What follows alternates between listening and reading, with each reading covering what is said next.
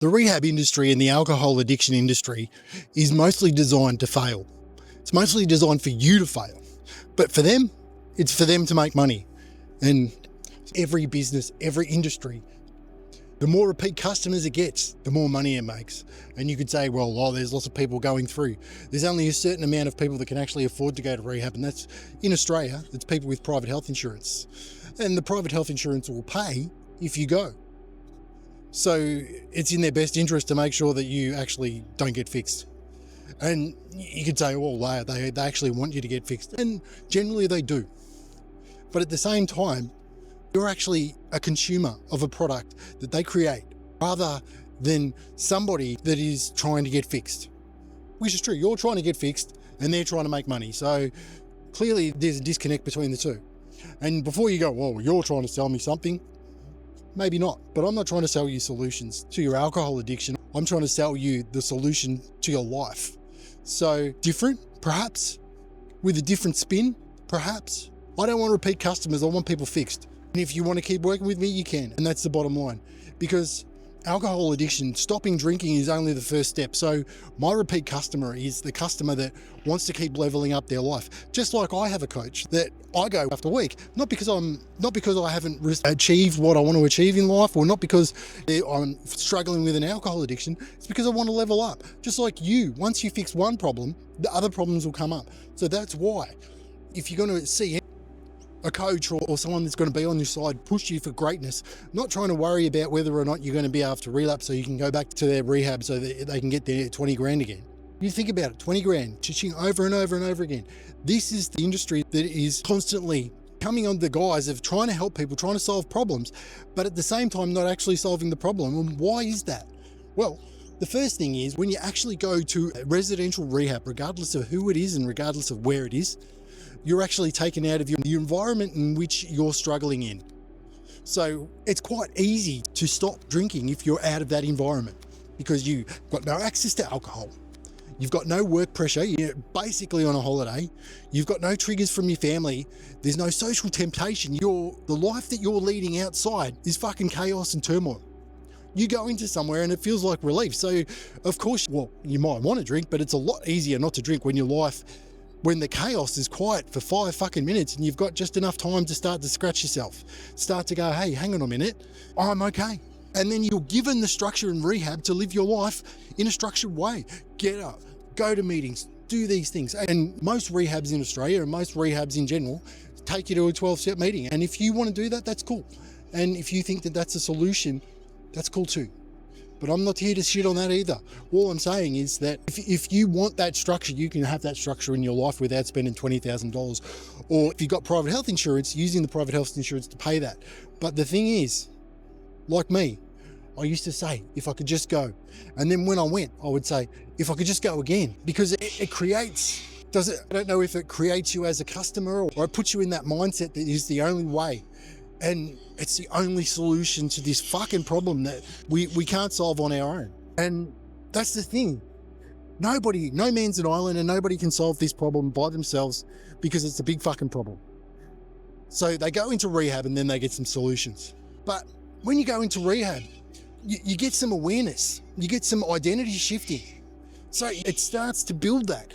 But in some ways it changes your identity to someone that needs the rehab or needs the 12 steps in order to continue the sobriety journey. You don't have to have all your hopes and dreams and your ability to stop drinking stuck in that ability to go to a fucking 12-step meeting either.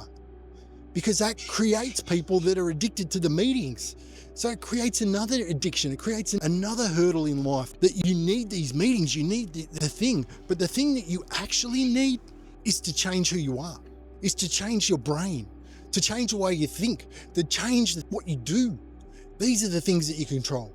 You don't control whether or not you go to a meeting, and I suppose you do, but that's not the answer. Because knowing, when you go to rehab though, you'll have lots of classes about understanding triggers, how to cope, how to recognize that you're going to relapse and all these sort of things. And that is great. But you already know a lot of these answers, like some of these things, you already know what's your trigger. Whether it's getting at home at 3 o'clock in the morning or 3 o'clock in the afternoon, cracking the can and getting pissed, or whether it's your family fighting with you, or whether it's your kids yelling at you, or whether it's just work, You already know what the triggers are. And you still fucking drink. You're still stuck in that perpetual cycle. So when you go to rehab, you sort of put yourself in this mindset because you see yourself as you're a drinker trying not to drink, rather than changing your identity to a man that's a fighter, that's a warrior, that is somebody that fucking steps up, takes control of their lives. Because if you change your identity to that, you don't want to drink, you don't need a drink. This is why when you get up and you say, oh, I'm an alcoholic, over and over and over again, eventually you'll believe it. And if you believe that you're an alcoholic, my friend, you're in trouble. They say alcoholism is a disease. It's the only disease that you can cure by not doing something. And that you talk about being powerless over and over and over again. Some men crumble because some men start to believe that they're powerless. Some men start to believe that they've lost power. Because for high-functioning men, for men that want to take their life to the next level, and for men who want to actually achieve more, admitting that they're powerless is not going to help them, because it's going to make you weak. And if you've built your life on being a leader, of being a winner, of being somebody that you're proud of, even though that you've got this problem, if you start talking about being powerless and how your power's gone, if you start to believe, that's when you're in trouble. Because you don't want to surrender. You want to be in control. You want to control your life. You don't want to be powerless. And no, I never wanted to be powerless, and I never want to admit that I'm powerless, even though in certain circumstances I am. But I'm only as powerless as believing that I have no control. And even if you don't have control over certain things, you have control over a lot of things in that situation. You have control over how you react, you have control about what you think, and you have control about what you do. So you're never powerless, no matter what happens in your life. You may be powerlessness, diseases and things like that happening in your body, but you have control and power about how you react to them. And when you think about it, you learn these emotional tools in rehab. And emotional tools don't give you purpose. They don't replace purpose. They don't give you something more. Because rehab might teach you how to cope. But coping isn't enough for men who want to achieve more. You might learn how to ride surf the urge. You might learn how to do journaling about your fucking feelings, and you might even learn how to do a bit of breathing. You can do that all at home. But if you wake up with no mission, no standards, no growth in your life, alcohol is always going to fill that vacuum. And just remember that the temporary compliance in rehab teaches you that force structure. It's temporary. Once you go back home, you can do whatever the fuck you want. And that's where most men fail, even including myself. Because you have got structure. Yes, you do. Does that mean that you couldn't put that structure in your life? Yes, you could. That doesn't mean that you will. Because force structure doesn't test your discipline. Because it's easy to follow the rules if that's the type of person you are. It's easy to attend sessions, and it's easy to say the right things to get through the fucking rehab and go home and start it all over again. Because you're monitored and you're watched every day, and a lot of them you're locked up, and that's the way that it is. And then when you go home, there's no long-term brotherhood container where you're surrounded by people that want you to win. You know, that there may be some things in place there that might seem like a little bit of a brotherhood, or it might seem like a bit of support, but ultimately you're left home with yourself. You go home, and that's why the AA sort of comes into play, because once you go home, you've got that little bit of support.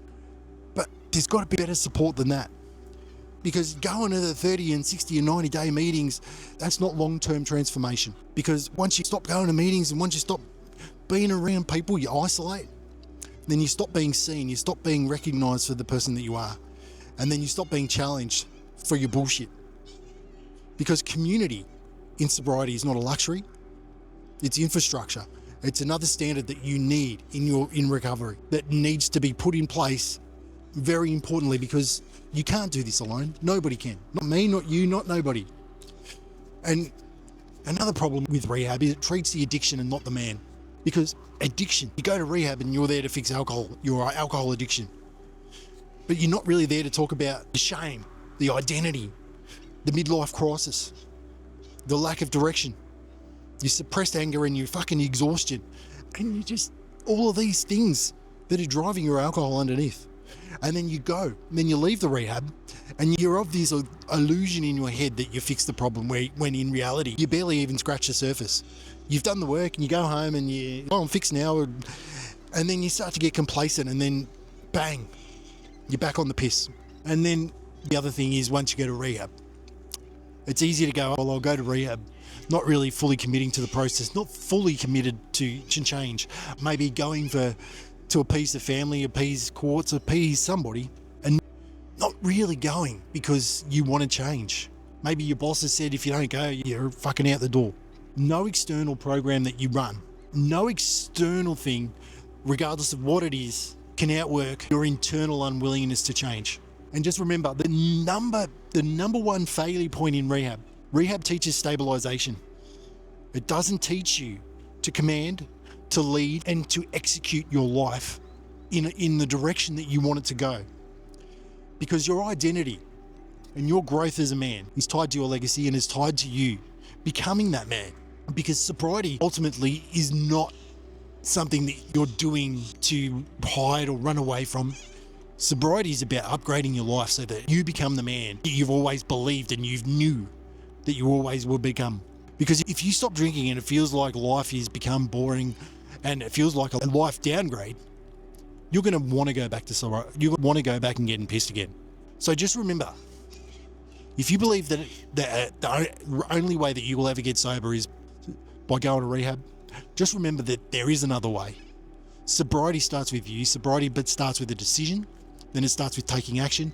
Then it starts to be doing it over and over and over again and finding what works for you, finding a brotherhood of men that are going to fight for you and champion you. And that's where I created Kick the Piss.